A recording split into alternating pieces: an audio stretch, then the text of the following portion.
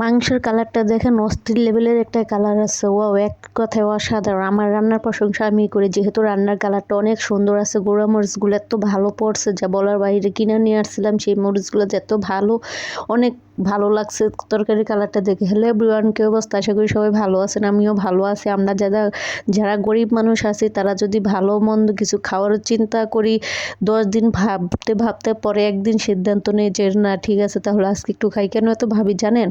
যে আজকে যদি একটু ভালো মন্দ খাই কালকে আমি কিভাবে চলবো। আজকে যদি ভালো মন্দ কিনতে যাই তাহলে তো এক্ষুনি টাকা শেষ হয়ে যাবে, পরবর্তীতে আমি সারা মাস কিভাবে চলবো। আর যারা এক একটা মানুষ খুব অল্প স্যালারিতে একটা চাকরি করে তাদের জীবনটা মানে কত যে কষ্টের কাটে তা একমাত্র আমি ভালো বুঝি। আর যারা আমার মতো আছেন তারাই ভালো বুঝুন। আর যারা আমাদের মধ্যে থেকে একটু লেভেলে হাই আছেন তারা আমাদেরকে নিয়ে হাসাহাসি করবে। এখানে হাসাহাসি কিছু নেই, যাদের সামর্থ্য যেরকম সেরকম ভাবে চলে। যে দেখেন আমি আজকে যাবৎ 4 মাস পরে বাজার করলাম, যেহেতু আমার ভালোবাসার মানুষটা আমাকে ছেড়ে চলে গেছে। আমার মন মানসিকতা একদমই ভালো না, ফ্রিজ একবারে ফাঁকা হয়েছে, একটা কোনো কিছুই আসলো না ফ্রিজে। তো আজকে অনেকগুলো বাজার নিয়ে আর চাই না। এখানে 1.5 কেজির মতো মাংস আনছি। মাংস আইনা ভাবলাম যে এতগুলো মাংস একবারে রান্না করব না, আমি একবারে রান্না করিনি। এই মাংস দিয়ে আমি সারা মাস কভার করে চলতে হবে, যেহেতু আমার হাতে কোনো টাকা পয়সা নাই, খুবই কষ্টভাবে চলা লাগে। সেজন্য একটু হিসাব করে চলতে হবে। আর কথা আমি কেন যেন গুছিয়ে বলতে পারি না, এক কথায় বারবার বলি সবসময়। যে দেখেন এই মাংসের মধ্যে এতগুলো চর্বি হয়েছে, তো ভাবলাম যে ঘরের মধ্যে মুগ ডাল আছে, চর্বি দিয়ে মাছের এই মাংসের চর্বিগুলো দিয়ে মুগ ডাল দিয়ে ভালো করে রান্না করে, ছোট ছোট কয়টা আলু আসলো ঘরের মধ্যে সেগুলো দিয়ে দিছে। রান্নাটা এত মজা হয়েছে, অনেক ভালো লাগছে খেতে। তো আমরা যারা গরিব মানুষ আছি তারা যদি একটু গরুর মাংস খেতে মন চায়, অনেক কিছু চিন্তা ভাবনা করে তারপরে খাই, কিন্তু খেতে হলো।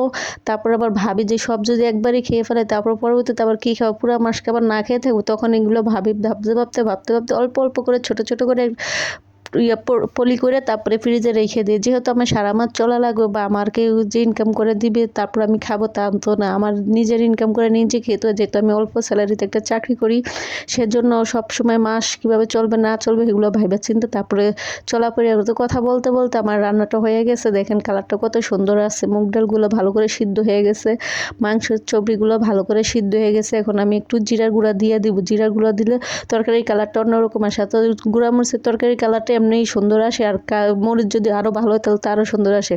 আর যদি আমার ভিডিওটা ভালো লাগে অবশ্যই শেয়ার করে দেবেন। আমি এর মধ্যে একটু লবণ দেখে নিতেছি যে লবণটা কীরকম হয়েছে, দেখি না লবণ ঠিক আছে। আমি সবসময় তরকারিতে একবারে লবণ দিই, বারবার দিই না। অনেকে দেখি লবণ চেকে তারপরে লবণ দিই, কিন্তু আমি সবসময় তরকারিতে একবারই লবণ দিই, তারপরে আর লাগে না।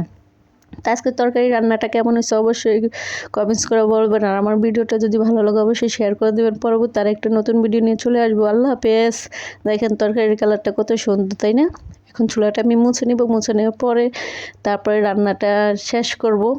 যেহেতু আজকে অনেক কাজ করছি, বাসায় আসলাম, সময় নাই, সব কিছু তাড়াহুড়া করছি। তো এই পর্যন্তই।